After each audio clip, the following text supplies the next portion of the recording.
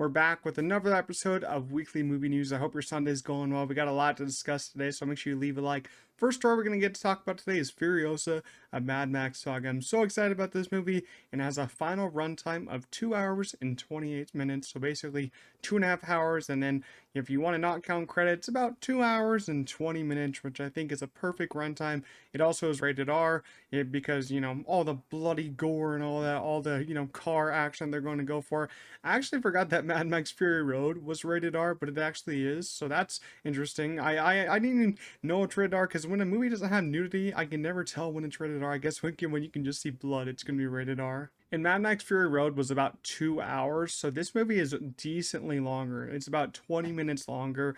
So that, it kind of has me worried just a little bit, but it all has to do with how, the three-act structure flows, how the action flows, how the dialogue ends, and does those moments with no action flow properly? That's what we have to find out. It's 2 hours 28 minutes, and we're actually only about a month away from when I'm uploading this. So don't have to wait too long. I'm so very excited for that. Severance season 2 has officially finally wrapped filming. It's releasing later this year on Apple TV Plus. Hopefully, that's not really too confirmed of a date, but hopefully all they have to do is really edit the show, do some small, probably VFX work of adding some stuff into the scenes. Not a lot of CGI goes into this show because it's basically all filmed on a set. But Severance season 2 finally wrapped filming. We haven't had, news about this in a while because the first season came out many years ago, but I was blown away by that first season. I, of course, didn't watch it when it first dropped. I binged it after, but what a great binge this is. If you haven't got into the show, get into it. It's crazy. The cliffhangers from season 1 is crazy. I don't know how they're gonna, where they're gonna take this show. Ben Stiller, he's behind the screen on this show, kind of, directing part of it too. Kind of one of the main creators of it. It's so cool to see what he's done with this, and I just love it. I love this show. Hopefully, it ends on a high note. I don't know if season 2 is the ending or if they're gonna keep doing more after this. Hopefully, it comes out, soon. I hopefully don't have to wait till like December of this year. Hopefully October, September. But I still am very excited for season 2. John Krasinski's If had its final runtime and is reportedly an hour and 44 minutes, so about an hour and 36 without credits in here if you want to be like that. It's John Krasinski's next film, of course, after he made, the Quiet Place movies. So yeah, I'm, I don't know. I don't know if I can say I'm excited for this. I'm definitely going to go to it, and I'm definitely very interested in it. And I can't lie, I definitely laughed at the trailers a decent bit. I think it's very funny how he's dealing with imaginary friends here. I don't really like the title. We should just call it Imaginary Friends, because if you can't just be, you can't just be like, you're talking to your friend, and I'm like, they're like, what movie are you seeing? I'm seeing If. And they're like, if what? And I'm like, just if. Because, it's such a weird title to go for. Just Imaginary Friends would have worked better. But I think Ryan Reynolds is going to have a fun time with this one.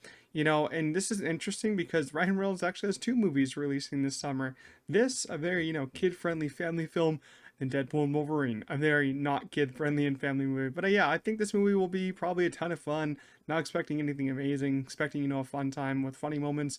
So it's a pretty short runtime, so I think it works for the movie. We got a lot of runtimes to talk about this movie news, but another one is Yorgos Lanthimos' new film, Kinds of Kindness, starring, of course, Emma Stone, Jesse Plemons, and many others, has an official runtime of 2 hours and 44 minutes. Holy crap. And if you don't want to count credits, about 230, 236, 235, something like that. And yeah, this is kind of they're releasing this so early, the runtime. Usually don't get the runtimes until like a month out, but the runtime got released so early because this is going to premiere at Cannes next month. So it's going to be premiering to an audience next month. And when it does premiere to Cannes, we're going to get those first reactions. I will cover them on the channel, but I'm so excited to see this movie. I think it's coming out, when's it coming out? Like July or something? Because, this is from Searchlight. Yorgos is known for working with Searchlight and all that. And this is going to be a pretty interesting movie. Let's just say that, because it's an anthology movie. I think it's 3 separate stories. I don't really know any of the stories. I don't know anything about it. But let me tell you, I went to, 3 movies in the past, 4 days. Sasquatch Sunset, Challengers, and Boy Kills World. I've seen this little teaser, the 50-second teaser that they put out in front of all of them. And my attention is full on attention, because they're playing Sweet Dreams during the trailer. I'm like, that song hits on so many different levels. I think that's one of the best songs of all time. Just everything that's going on in this trailer is unworldly. Let's just say that Emma Stone is, has a weird dance in here. She's got some great costumes. Jesse Plemons drops someone out of a wheelchair. And you got Margaret Qualley doing a weird dance, Hunter Schafer doing something odd. It's a great cast. Great. I'm so excited to see it. I'm so excited to review it. And Yorgos, on the trailer it says from the director of Poor Things, he finally gets his, credit, finally gets his due. I feel like a lot of people are going to go see this compared to Poor Things because a lot of people found out about Poor Things from winning so many Oscars.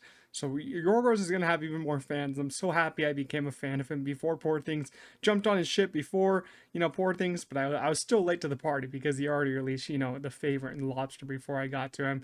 But man, Kinds of Kindness is going to be crazy. We got some interesting developments about Francis Ford Coppola's newest film, Megalopolis, because this film, if you've been reading in the news on Twitter and all that, Megalopolis is basically, I think it's funded by Francis Ford Coppola, like all the movie.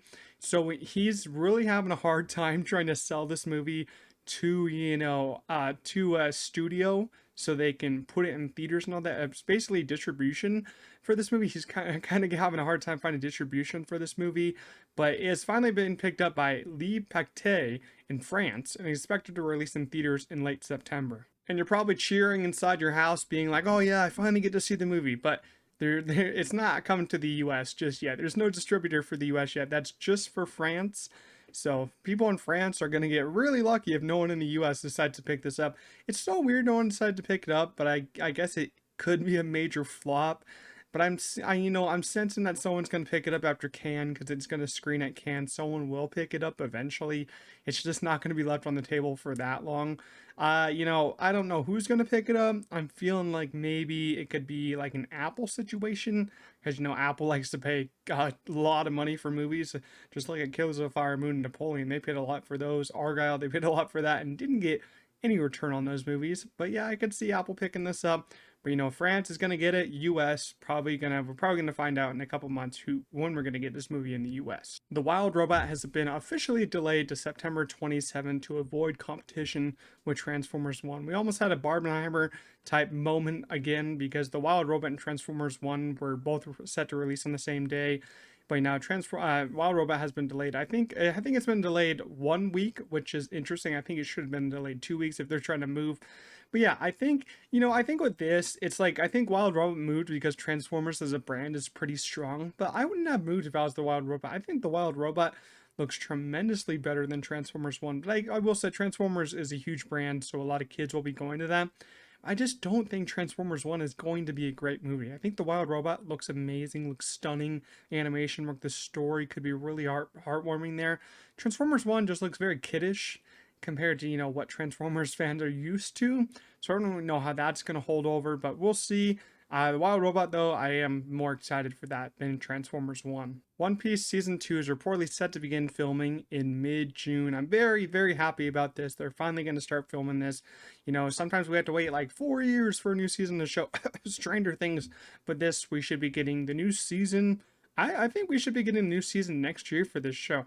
Only about a 2-year wait. That's not too bad. They released this last fall. They're finally getting to filming it now, so that's really cool. And we probably should be getting news about the Avatar: The Last Airbender show to begin filming soon, because I think they've already written season 2 of that show. The One Piece, this live action show, a live action adaptation of the anime. I really thought this show was amazing. I love the character journey. I love the action here. Luffy, the pirate, the Pirate King. I think that's what he is. King of the Pirates. That's what he is.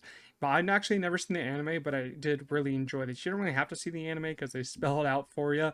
It's a really fun show, and I actually want to rewatch it. We got some big news about the newest 28 film, 28 Years Later. Aaron Taylor Johnson, Jodie Comer, and Ray Fiennes have been cast in this movie. That's a great trio right there. I love Jodie Comer. I think she's a very underrated actress. I loved her work in The Last Duel. She was like very underrated for, she should have been nominated, I think, for an Oscar for that. That was a crazy performance by her. Aaron Taylor Johnson, we all know him. We all love him. Maybe the next James Bond. Who knows? He's getting tired of people asking. And Ray Fiennes, what a legend. Voldemort himself. I think this is going to be a great cast. I have no idea. I know it's like a zombie film, the 28, movies, 28 Days Later movie. I think that's a zombie movie. Cillian Murphy. I don't know if he's going to be in this, maybe a small cameo, who knows. But we do know Alex Garland is going to return to write the script for this new one, because he did write the script for 28 Days Later. I'm pretty sure of that. He's going to write the script for this, but he's not directing it, so don't get your hopes up. But I think that the script will be great. I really do love the scripts that Alex Garland goes for, except something like Men. Don't really care for that, but I do love his scripts a lot. You know, I love how he writes characters. I love how he writes the story, because I loved how he wrote. You know, Ex Machina. I thought that was just great writing by him. So I can't wait for 28 years later. I still need to watch 28 Days Later though. Superman and Lois has officially wrapped filming. The final season releases later this year. So the show is now over. You know, I know a lot of people are big fans of Superman and Lois. I've actually only watched the first season. I thought it was pretty good. Never, you know, decided to pick it up again. Maybe I will after it finally finishes. But, you know, a lot of fans love this show, but it's officially ending. And next year, we're going to get our new Superman. Julia Garner has been cast alongside Josh Brolin and Zach Cregger's Weapons, described as a multi-story horror epic, totally in the vein of Magnolia. I have no idea. I've never seen Magnolia, no idea what the tone is, but a multi-story horror epic sounds kind of cool.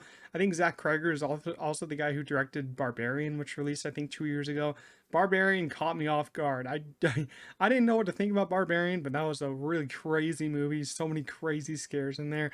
What an interesting horror movie. What an interesting, you know, original horror movie. Still has no physical release, which makes me so sad that they didn't give that a physical release. Julia Gardner, though, joins the cast alongside Josh Brolin, two great actors. Julia Gardner is gonna have, a busy schedule with this and Fantastic Four. I don't know when Weapons is set to release. I think probably next year, maybe 2026, but it seems like it could release next year. But this cast is shaping up to be really amazing. The Boy and the Heron finally has release dates for physical and digital release. Finally, this movie released, when did it release? December of last year. We finally have release dates. It's been out 5 months, but we finally know when we can watch it again. I've been waiting so long to watch this movie again, because I only was able to see it once in the theater because so much stuff was happening. So much stuff was releasing December on theaters and streaming, but I thought this movie was fantastic. I love the animation work. It was almost, you know, Miyazaki's last film, but he's going to keep making more. It releases digitally June 25th, so I'm going to be counting down the days till I can buy that. Then it's going to release on 4K and basically Blu-ray on July 3rd. I'm probably going to double dip for this one. I really only double dip for movies that I really love, like movies like 9 out of 10, 10 out of 10 kind of movies. It's the only ones I really double dip for because I really want to watch it when it's on digital. Then I want to put it in my collection on physical. But yeah, if you haven't seen this movie yet, just wait and watch on digital. It really will kind of blow your mind visually. Our last piece of news for today isn't really new news. I would say it's a news about an old movie, but it's a fun piece of information that I did want to share with you guys. The extended and 4K remastered editions of Lord of the Rings trilogy will be re-released in theaters for the first time, starting on June 8th. It's going to go June 8th, June 9th, and then June 10th. So basically, one movie a day for 3 days, and it's the extended edition, so it's going to be very long. I think Return of the King clocks in around 4.5 hours. But yeah, that's a long time in the theaters. I kind of wish it was just one day, 12 hours at the theaters. That would have been, you know, insane. But this is so cool. I mean, they do this often, but I never seen them do the 4K or the extended editions. It's usually just the regular editions. I don't know if I'm gonna go to it. That's just a long time for me to sit in a chair, especially because at my theater I don't have recliners. It's a long time to sit there, but oh man, it's an epic. You know, the best trilogy of all time, some of the best movies of all time. Return of the King is top 10 movies of all time for me. It's just a masterpiece. What they were able to do with these movies, you know, film them all back to back, is crazy. Adapting the story is insane. I think a lot of people should go see this. I probably will eventually go see it. I have to, you know, I might take some friends to see it if they haven't seen these movies. It's a long time to sit in the theater, but you know, if you grab some popcorn, grab a drink, grab some candy, maybe, you know, sneak some food in, you'll be fine. Grab a blanket, grab a pillow to put on your back, you'll be fine. I think it'll be an epic journey. Seeing the 4K version on the big screen, it's going to be a viewing experience like no other, and I'm probably going to do it. You know, I'm saying I might not, but I'm probably going to do it. I think a lot of people will go do this. It's going to be epic. I can't wait. Only like 2 months away. 3-day journey that will be unforgettable. But yeah, that's all the news for this Sunday. I hope you guys enjoyed. Let me know what you thought about all the news down below in the comments. Make sure you leave a like, subscribe to the channel. We're on the road to 700 subscribers. I'll see you guys in the next one. Peace out.